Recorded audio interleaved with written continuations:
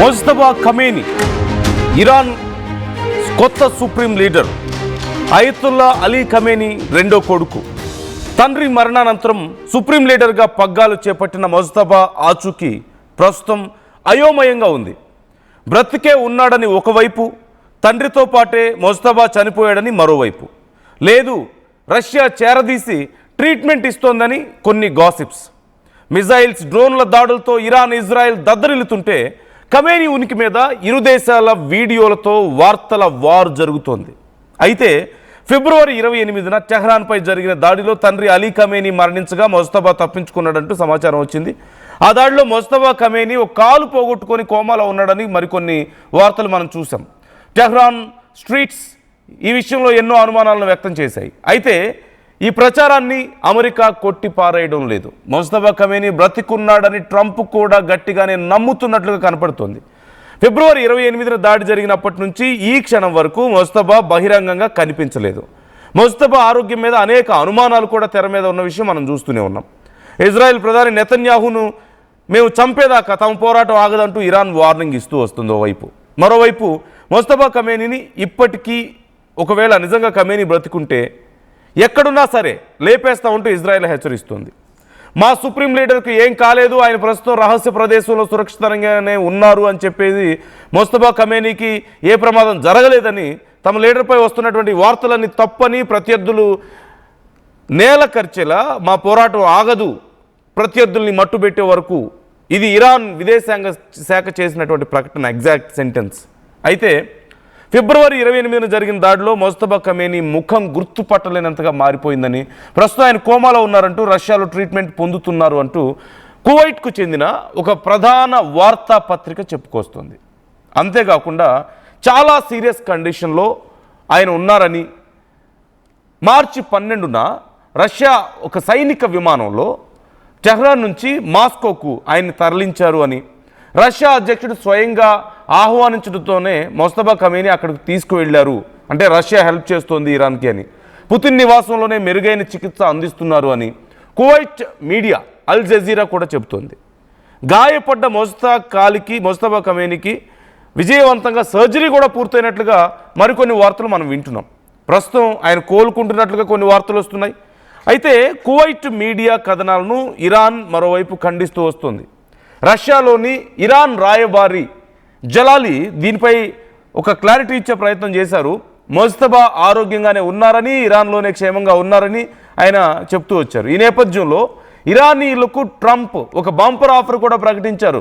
ముజ్తబా Khamenei ఆచూకీ తెలిపితే $10 million ఇస్తాను అంటూ ఒక ప్రకటన చేశారు. అంటే మన ఇండియా కరెన్సీలో ఆల్మోస్ట్ 93 crores, మన కరెన్సీలో, ఇండియన్ కరెన్సీలో 93 కోట్ల వరకు నేను బహుమతిగా ఇస్తా ముజ్తబా ఖమేనీ ఆచూకీ తెలియజేస్తే అంటూ ట్రంప్ ప్రకటించారు.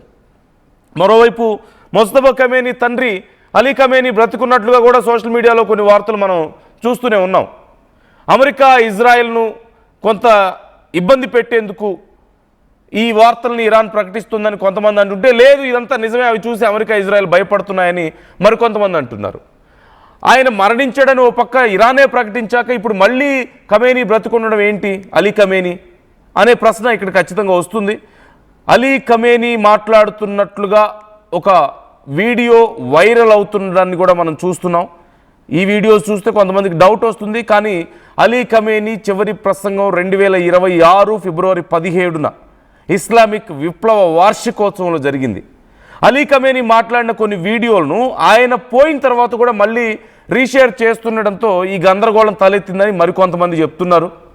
మొత్తం మీద దీనికి సంబంధించి సాక్షాత్తు ఇరాన్ మీడియా కూడా చెప్తుంది. ఖమేనీ తిరిగి వచ్చారంటూ ఒక వీడియోను షేర్ చేయడం మనందరం చూసాం. మొత్తం యావత్ ప్రపంచం మీడియానే అవాక్కయ్యేలా చేసింది ఆ వీడియో. మరోవైపు ఇజ్రాయెల్ ప్రధాని నెతన్యాహు చనిపోయారని, తమ మిజైల్ దాడుల్లో ప్రాణాలు కోల్పోయారని చెప్పి ఇరాన్ చెప్పుకోవడాన్ని కూడా మనం చూసాం. ఈ వార్తలను పూర్తిగా ఇజ్రాయెల్ ఖండించింది. నెతన్యాహు వీడియోను కూడా షేర్ చేసింది. మార్చి 17, 2026న నెతన్యాహు ఒక అవుట్డోర్ కెఫేలో ప్రజలను డైరెక్ట్గా కలవడం, వాళ్ళతో మాట్లాడడం, ఆ వీడియో మనం చూసాం. Yes, I'm dying for coffee అంటూ ఆయన మాట్లాడడాన్ని మనం చూసాం. ఇప్పుడు ఈ వీడియో కూడా ఆ తర్వాత చాలా హల్చల్ అయింది. ఆయన బతికే ఉండడానికి క్లారిటీ వచ్చిందని కొంతమంది అంటుంటే లేదు లేదు ఇదంతా ఏఐ వీడియో అని చెప్పేసి మరోవైపు పెద్ద చర్చ జరిగింది. అయితే నెతన్యాహు మరణించారన్న వార్తల్లో నిజం లేదంటూ ఫ్యాక్ట్ చెక్ కూడా చాలా క్లియర్గా చెప్పడాన్ని మనం చూస్తున్నాం. ఫ్యాక్ట్ చెక్ దీంట్లో చాలా క్లారిటీ ఇచ్చింది. ఈ క్రమంలో ఇరాన్ ఐఆర్జీసీ బహిరంగ ప్రకటన చేసింది, నెతన్యాహు బ్రతుకుంటే ఒకవేళ నిజంగానే వెంటాడి వేటాడి మరి మేము ఖచ్చితంగా చంపేస్తామంటూ ప్రకటించింది. ఈ ప్రకటనతో ఇప్పుడు శత్రు దేశంపై 3 వారాల యుద్ధ ప్రణాళికను రచించింది ఇజ్రాయెల్. ఇక next 3 weeks we're going to hunt down everybody అంటూ చెప్పింది. Every important leader of your country అంటూ ఇజ్రాయెల్ ప్రకటించింది. సో ఇక్కడ నేను కొన్ని రిఫరెన్సెస్ కూడా మాట్లాడబోతున్నాను. అసలు బ్రతికి ఉన్నాడా లేదా ముస్తఫా ఖమేని? అలీ ఖమేని బ్రతుకున్నాడా లేదా అంటే అలీ ఖమేని నిజంగా బ్రతుకుంటే ఇరాన్కి అదొక పెద్ద బూస్ట్ కాబట్టి ఆ విషయాన్ని ఖచ్చితంగా ఇరాన్ ప్రకటిస్తుంది, చెప్తుంది ప్రజలకి, అక్కడ ఉన్నటువంటి ఐఆర్జీసీకి కానీ మిగతా వ్యవస్థలన్నిటికీ అదొక పెద్ద మద్దతు, మోరల్ సపోర్ట్. కాబట్టి ఖచ్చితంగా ఇరాన్ అలీ ఖమేని బ్రతుకున్నాడు అనడానికి ఆధారాలు లేవు. ఒకవేళ అలీ ఖమేని బ్రతుకుంటే అలీ ఖమేనీనే టార్గెట్ చేస్తుంది కదా అమెరికా అండ్ ఇజ్రాయెల్ సైన్యం. So they are targeting Mustafa Khamenei and they announced a big reward for Mustafa Khamenei. అంటే ఇక్కడ ఖచ్చితంగా అలీ ఖమేని లేడు అని కన్ఫర్మ్ చేస్తున్నారు. And the more discussion is going on about Mustafa Khamenei. Mustafa Khamenei కోసం 93 కోట్లు ప్రకటించారు. $10 మిలియన్ US ఇప్పటికే ట్రంప్ ప్రకటించడాన్ని మనం చూస్తున్నాం. ఏది ఆచూకీ చెప్తే చాలు అని చెప్పేసి. ఇక్కడ అతిపెద్ద ప్రశ్న వస్తుంది. ముస్తఫా ఖమేని ఈజ్ బ్యాక్ అంటూ, అదిగో మీరు స్క్రీన్లో రైట్ సైడ్ పైన ఒక వీడియో చూస్తున్నారు కదా, that is the video released by Iran.